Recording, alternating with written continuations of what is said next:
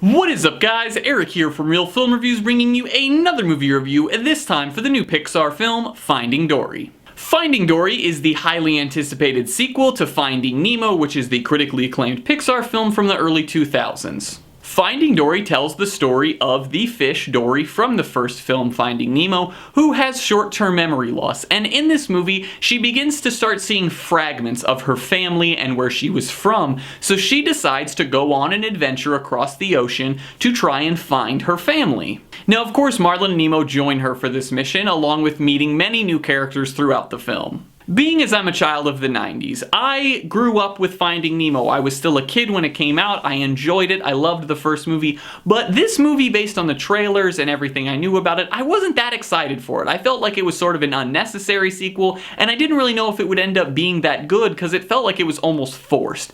But I was actually pretty wrong. Now, the simple thing to point out about this movie is it's beautifully animated. The ocean, everything about it looks absolutely amazing. It looks even better than the first, which, who even knew that was possible, but their new characters look great, baby Dory is adorable, and everything in this movie looks amazing. This movie is also very funny, maybe even funnier than the first film. I always look back at the first Finding Nemo, and I remember some of the classic jokes and some of the classic gags throughout the film, but I remember that movie for being extremely heartfelt and actually, making you care about these characters a lot, where I feel that this film excelled at actually being very funny and having a lot of extremely funny moments, and even though Dory has the short-term memory loss and is constantly forgetting things, throughout the film it never felt like that was a gag they were relying on too much. It felt like when it was used to make you laugh, it was a clever use of it. This movie is also obviously made with a lot of love, even though I had the initial fear that it would be sort of a forced sequel where they sort of just threw an idea together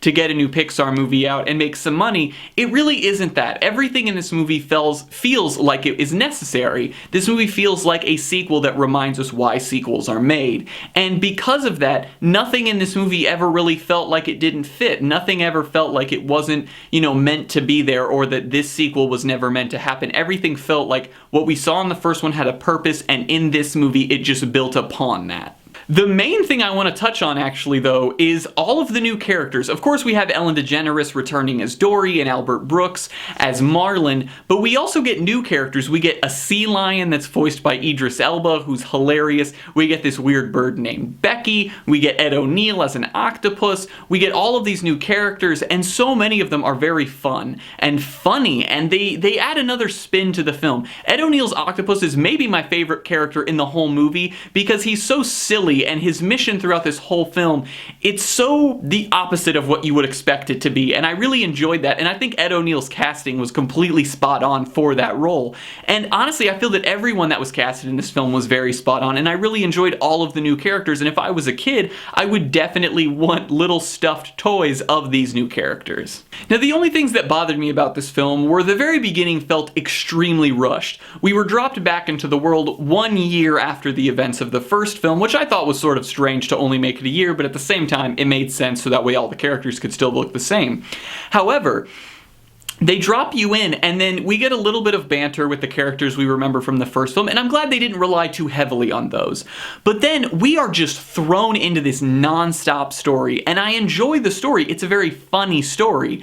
And the big problem with me was it didn't feel like there was enough of a journey. We start the film, and then we are just immediately where we need to be, and then the whole story takes place at this one other location. And it didn't make me not enjoy the film, but to me, as someone who enjoys watching films and in the future maybe making them, it felt like a strange decision to basically just like teleport everyone to where the whole story needed to take place. The only other thing that I felt was wrong with this, and this is something that I would only say because it's a Pixar film, and Pixar is held to such high esteem in the animated film categories, is that this movie doesn't feel like it has as much emotion. It doesn't carry that emotional punch that many other films do, that Pixar makes in particular. This movie doesn't have the crying at the end of Toy Story 3 when Andy leaves, or the Inside Out where you have all these emotional moments, and this one didn't really hold those moments. It didn't have any moment in particular that I felt like I was supposed to be crying, and if it did,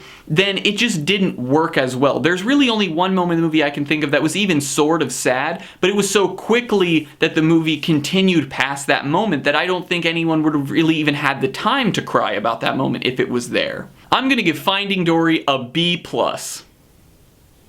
I think that Finding Dory is a very fun film, and especially if you love Finding Nemo, go see this movie, but a word of warning to every 20-something that's like me who grew up with these movies: go to the latest possible showing of this film that you can, because I went to the Thursday showing at 7 o'clock. It was the only one in my area, and there were children and babies everywhere. And if you watched my movie theater etiquette video, you know I detest babies and children in movie theaters.